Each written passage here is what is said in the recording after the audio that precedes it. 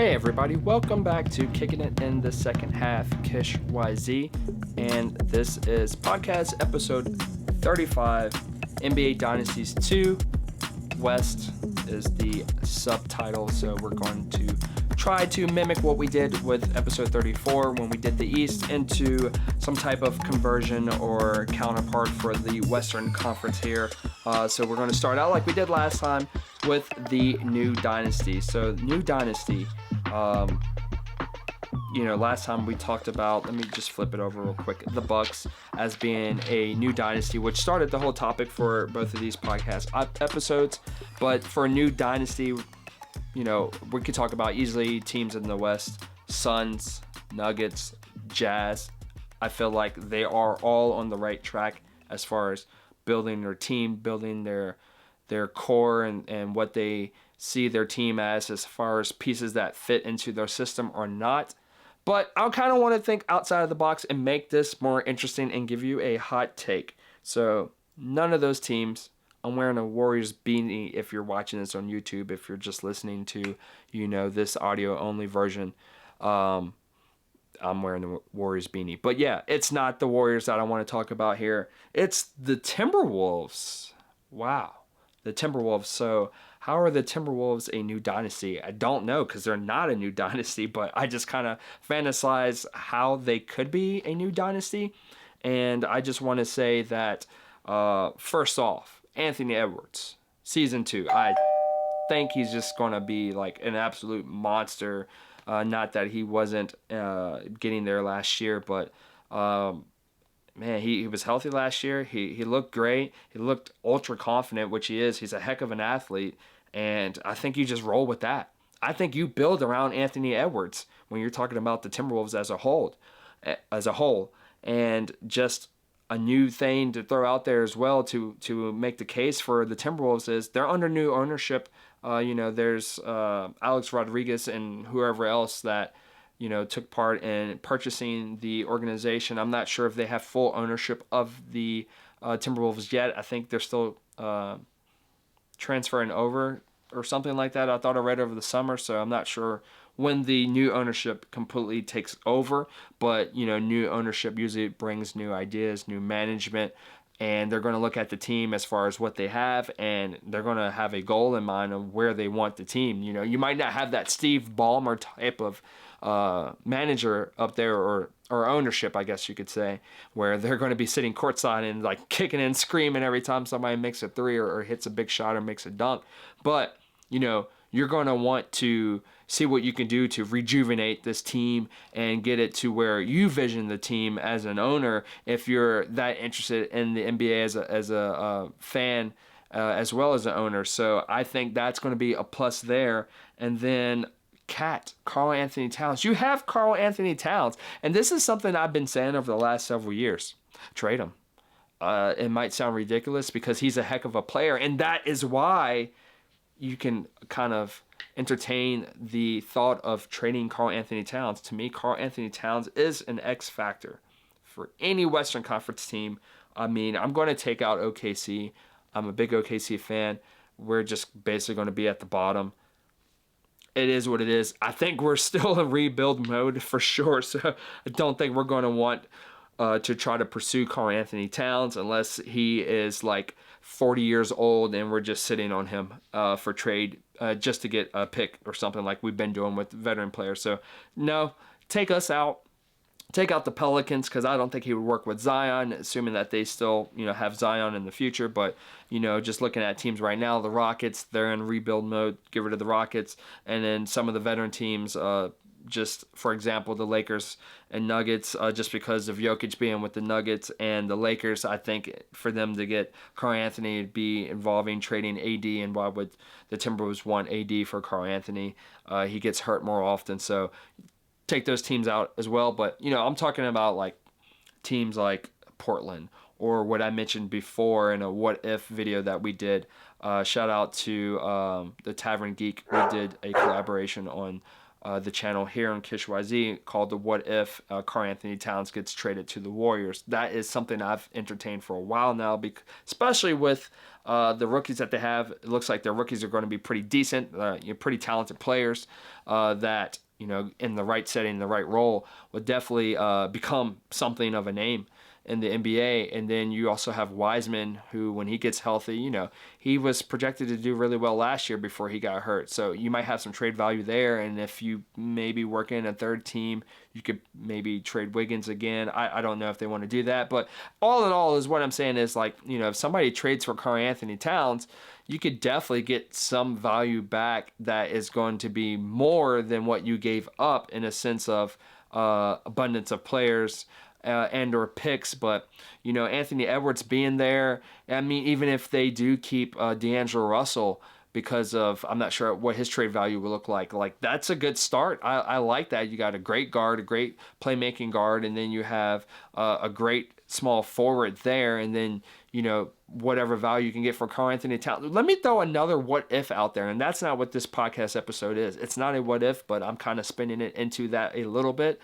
What if somehow Karl-Anthony Towns ended up in Phoenix and played with Devin Booker and or Chris Paul, if he's there as well, and they traded Ayton and Bridges and a pick or something, gave him to the Timberwolves. Like, I think Ayton would do well fitting in that system with the Timberwolves, with their rebranding, and he'd be the big that they could use for picking up boards, because they'd have scoring options, number one being with Anthony Edwards and number two being with D'Angelo Russell. So I kind of like that in a scenario, just thinking in my head of if this trade were to go down. And then for the Phoenix Suns, I mean, man, they would be the new dynasty, right? I mean, at that point, you have Devin Booker playing with his college teammate and personal friend and Karl-Anthony Towns alongside Chris Paul. I mean, if this trade were to go down this season, because DeAndre Jordan did not get that extension, and I don't know if that was for motivation for him to play better, but if this were to go down, I like it. Man, I really like it. Shout out to Tavern Geek again. He's a big Phoenix Suns fan. I mean, what do you think? Put it in the comments, bro. Do you like that scenario of having Karl-Anthony Towns instead of DeAndre Ayton? Like I said, granted, you might be giving up Mikal Bridges in that scenario, so I would say that you maybe bump up Cam Johnson. I really like what he does on the perimeter. He just maybe is not as good of a defender, obviously, as Mikal Bridges. I really like his defense there. But, for Karl-Anthony Towns, I mean, I think I would definitely entertain that idea. That takes some more pressure off Chris Paul as far as scoring. He becomes a third scoring option there, where you defer to Booker and Karl-Anthony Towns, and then you open up as a third option. So I really like that idea. I would really entertain that. Put that in the trade machine, somebody, and see if that works. I would like the outcome of both of those teams there, in my opinion.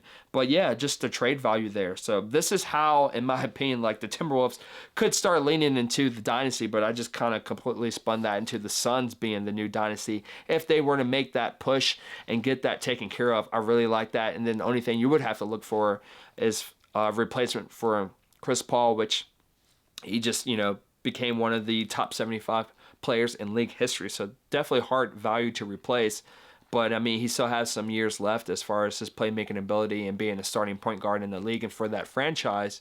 So, definitely entertaining that idea. You could lead to you being in the finals once again this year, assuming that if you were to do this trade and Karl-Anthony Towns was healthy and Chris Paul is healthy, then I really like that idea there. So, just throwing that out there, put in the comments as well who you would like to see as a new dynasty, or what it would take for one of these other teams to become a new dynasty in the Western Conference. So, honorable mention to the Memphis Grizzlies, because I mentioned in a previous podcast about John Morant having an MVP-like season, reminiscent of Derrick Rose back in 2011. Like, just what that man is doing. If he gets another great piece there with him, and then the way this team is developing, once they taste blood, once they make it pretty far into the playoffs, then, it's all gung-ho from there. I think it's just a matter of when Ja would make it basically to the Western Conference Finals. I don't think they're ready yet, But, I mean, he's very, very young, just his third year in the league. So you're talking about by the time he hits 25, 26 years old, another 3 seasons from now, because I think he was 19 when he was drafted, going on 20. So, he's about 23. So by age 26, 27 for sure, if they have the right people around him, that's going to be looking pretty scary there. So I really like that. But just an honorable mention. But I just wanted to throw several different teams in there because I didn't have one definitive team. So I hope you enjoyed that segment. But moving on to the second part of the segment, like we did in the Eastern Conference, the return. And why did I leave this blank? Oh, I know why I left it blank. Because I could not think about putting anybody else in the return outside of, trying to make this sound pretty decent. Maybe like just the Lakers because, the only other franchise in the league with 17 championships in league history, the other being the Boston Celtics. So, they won the championship in 2020 with LeBron and AD. Now adding Russell Westbrook, and some other veteran players, karl-anthony, who's hungry for a ring. They're win or bust this season, reminiscent of the Lakers back in 03, I think, because they won in 2000, 2001, 2002. So 03, maybe it was 04. 04 when they had Gary Payton and Karl Malone. And, the goal was to win a championship, and even Kobe had said back then he wanted to do it for Karl, and that team just didn't pan out. I think they went to the finals with that team, but it just obviously it was win or bust. So I think that's what this Lakers team is here, win or bust. But you still have LeBron signed on for several more seasons, and then you have AD there, so you definitely have a chance here if they win another chip. If they were to win the chip here in 2022, then you're coming off the 2020 championship and then the 22 championship. So, 2 chips in 3 seasons. I mean, yeah, that's the return of a dynasty, even if they don't win the chip after the year after, or if they do make the finals and don't win the chip the year after, then you had a mini dynasty there that adds to the story of the Lakers as a whole with their franchise throughout league history. But the return of the Lakers, that would mean they would need to win another championship, in my opinion, if not this season, the next season, just to give it that small window of winning 2 within 3 to 4 years. And that would be the team that I would say in the West that has the best chance of being a return, but not really, because we can't count out Golden State, and that's why I'm wearing the Golden State hat, because I just want to throw this in there. Are the Warriors back? Are they back as a dynasty? They're definitely back as contenders. The way Steph Curry is playing, he's having an MVP-like season where he left off last season, and who's to say he can't be MVP this year? If the Warriors are like top 3, number 2, number 1 in the West, and Curry's playing the way he is, I mean, he has a legit case of being the MVP once more, and then just going into the playoffs with that momentum and just having Clay back, assuming that he's healthy, and Draymond Green doing the things he's doing with or without a trade being made by the team, just having that bench being the way they are, and just having some stable footing with whatever big man they're deciding to use for different lineups, be it Valencia or if they go bigger with Kayvon Looney, or if they do make a trade, I forget about James Wiseman. If James Wiseman's still there and he's healthy, then you do have the right pieces there, because the Warriors are their best when they run small ball and shooting a lot of perimeter threes. So you do a lineup with Jordan Poole, obviously Steph Curry, Klay Thompson, throw in Andrew Wiggins and Draymond Green, and or sub out Wiggins if you need extra defense or something like that with somebody who's more familiar with the system in the playoffs, and that would be Andre Iguodala. So the Warriors can and maybe will be back, but this season they're definitely back as title contenders right off the bat.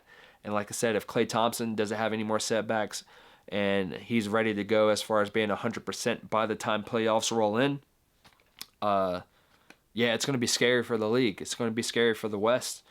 because they might be that team that you have to beat in order to get to the Western Conference, or not the Western Conference Finals, in order to get to the finals, because, they can easily win the first couple of rounds, no problem, get a couple sweeps in. So, it's going to be interesting to see. So, but the Warriors are definitely the team I would say that is definitely can make the comeback for a dynasty. The reason why I said the return was the Lakers is because they won a championship more recently than the Warriors. The Warriors are already a dynasty, so I think with Steph Curry being there, if they were to, let's say, win the championship this season, it would just be an extension of that same dynasty, in my opinion. Just no different than the Tim Duncan dynasty with the Spurs. 5 rings over his career of time, from winning the championship in 1999 to winning his last one back in 2014, right? So even over that space of time, but that was the Tim Duncan era. You had Tim Duncan and David Robinson for the first 2, and then the last 3 you had Tony Parker, Tim Duncan, and Manu Ginobili, and it looked like it was going to go into Kawhi's hands, but ultimately, that didn't pan out. But still, that dynasty there was over a length of time. So I think if Curry were to win any more championships with the Warriors in his career, it's just, to me, it's still a dynasty, but just spaced out, like a part 1 and a part 2, just done up 2 different ways. Kind of how it was starting with just the Splash Brothers and Draymond, and then adding Kevin Durant for 2 more chips.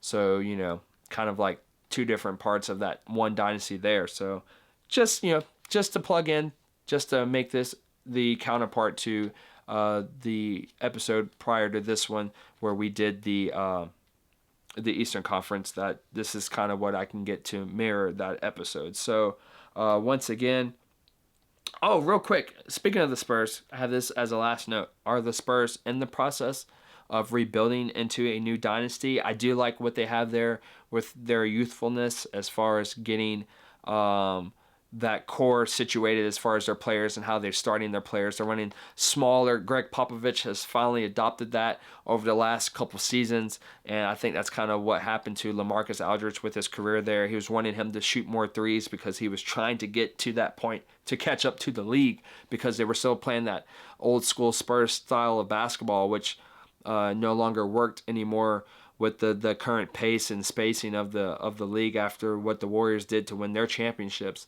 And then, last year making the turn where DeMar DeRozan expanded his game by playing the power forward for the San Antonio Spurs, really worked for his game and worked for the Spurs. So now running an even more smaller lineup, you have DeJounte Murray, who I really like his game and how he's developing.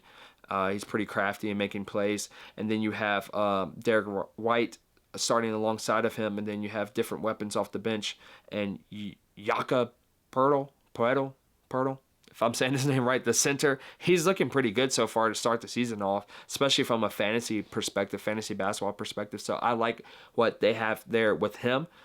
So the Spurs, what they've been known for and what they've been doing great since Greg Popovich has been there, is developing their talent, developing through the draft and forming the right pieces. So they don't necessarily need these big guys to come in when they traded for DeMar DeRozan or when they got LaMarcus Aldridge. They just didn't do what they thought they were going to do with these players, because it's a system that not everybody can be acclimated to. So it's usually a system that what we're observing is players develop when they grow into that system, and they're groomed in the system from younger in their careers, where they haven't seen any other style of play as far as coaching and management from NBA. So this is all they know, and it works great for the Spurs, and Greg Popovich is still there. So as long as he's still coaching, I think they could look forward to trying to produce some type of new Spurs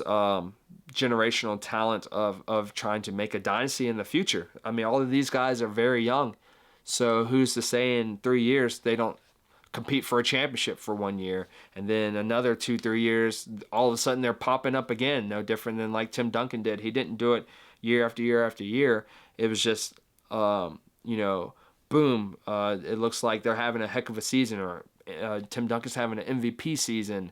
Ginobili's having a 6-man of the year season, and then they're right there competing for a championship. So yeah, the Spurs can definitely get back there, and they're definitely on track of formulating something that would be pretty stable. So keep an eye out for that. I don't have another Whose Man Is This, but I can plug in one that I had last year that I didn't do, or last season that I didn't put on the podcast, I think. So just real quick, Whose Man Is This?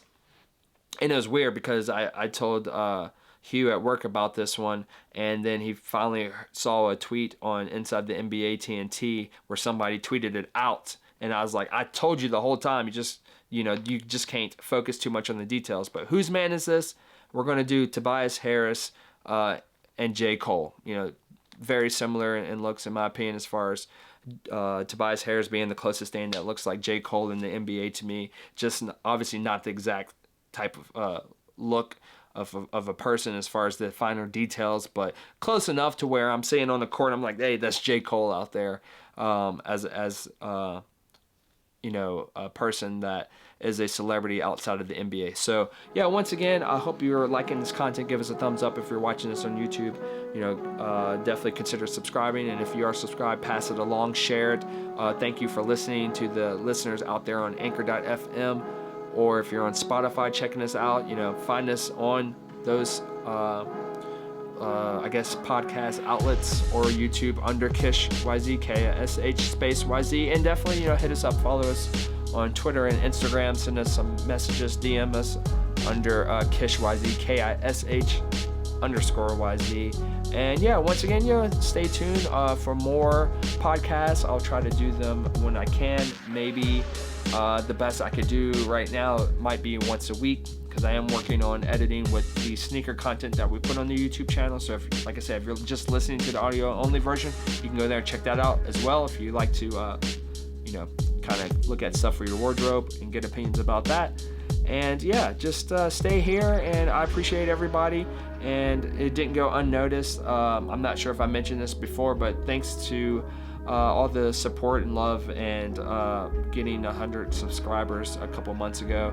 Might not sound like a big deal to most people, but I definitely appreciate it. It's better than what I had, when we started out. So, it was 7 months in the making to get there, I think.